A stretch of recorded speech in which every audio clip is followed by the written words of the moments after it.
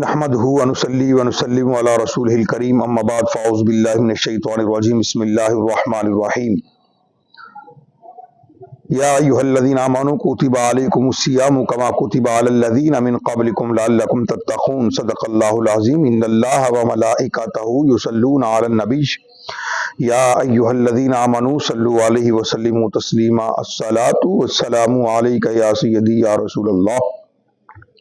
وعلی آلک واصحابک یا سیدی یا رحمۃ للعالمین۔ اللہ تعالیٰ کی حمد و ثنا سرکار دو عالم نور مجسم صلی اللہ علیہ وسلم کی مقدس بارگاہ میں حدیث درود و سلام عرض کرنے کے بعد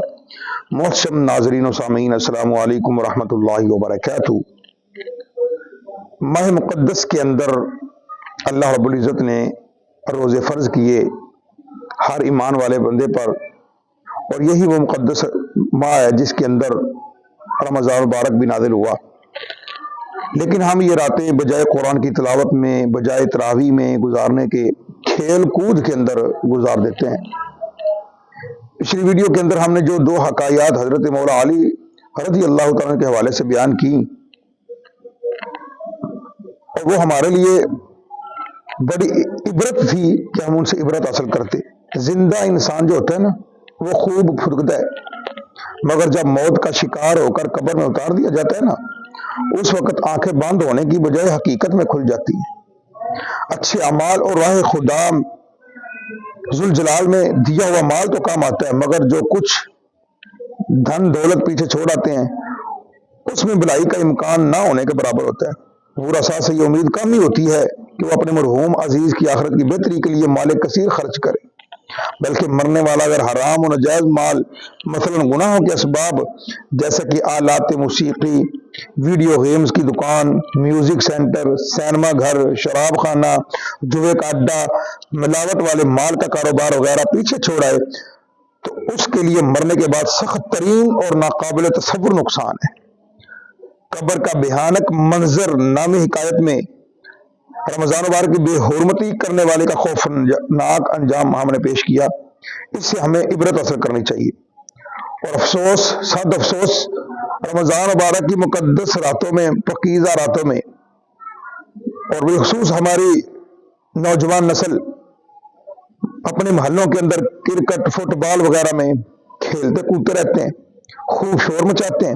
اور اس طرح یہ بد نصیب خود تو عبادت سے دور رہتے ہیں اور دوسروں کے لیے بھی بے حد پریشانی کا باعث بنتے ہیں۔ نہ تو خود عبادت کرنے ہیں، نہ دوسروں کو کرنے دیتے ہیں۔ اس قسم کے کھیل اللہ تعالی کی یاد سے غافل کرنے والے ہیں۔ نیک لوگوں کو تو ان کھیلوں سے سدا دور ہی رہتے ہیں، خود کھیلنا تو درکنار، ایسے کھیل تماشے دیکھنے میں نہیں دیتے اور جاتے بھی نہیں، بلکہ اس قسم کے کھیلوں کا آنکھوں دیکھا حال بھی نہیں سنتے۔ لہذا ان حرکات سے ہمیشہ بچنا چاہیے، اور خصوصاً رمضان مبارک کے بابرکت لمحات تو ہرگز اس طرح میں برباد کر کے نہیں گزارنے چاہیے۔ آپ اگر ماہ مقدس میں فری ہے تو آپ قرآن پاک کی تلاوت کریں، نماز تراویح آ کے ادا کریں، اور نماز تراویح ادا کرنے کے بعد جا کر آرام کریں، صبح سحری کے والے اٹھیں، تہجد پڑھیں، اس وقت اللہ کی بارگاہ میں گڑگڑائیں، الہی میرا کاروبار بند ہے، مہربانی فرمانا، میرا کاروبار کھول دے، میں بیمار ہوں، مجھے شفا دے دے، مجھے یہ میرے مسائل ہیں، ان مسائل کا حل نکال دے۔ بس آپ اس کی بارگاہ میں ایک دفعہ جھک جائیں، وہ آپ کو اللہ رب العزت آپ کو دنیا میں ایسے کھڑا کرے گا کہ دنیا آپ کو سلام پیش کرے گی۔ تو ہمیں چاہیے ہم ان راتوں میں اللہ رب العزت کی بارگاہ میں آ کر جھکیں، اسے منائیں، گڑ گڑائیں،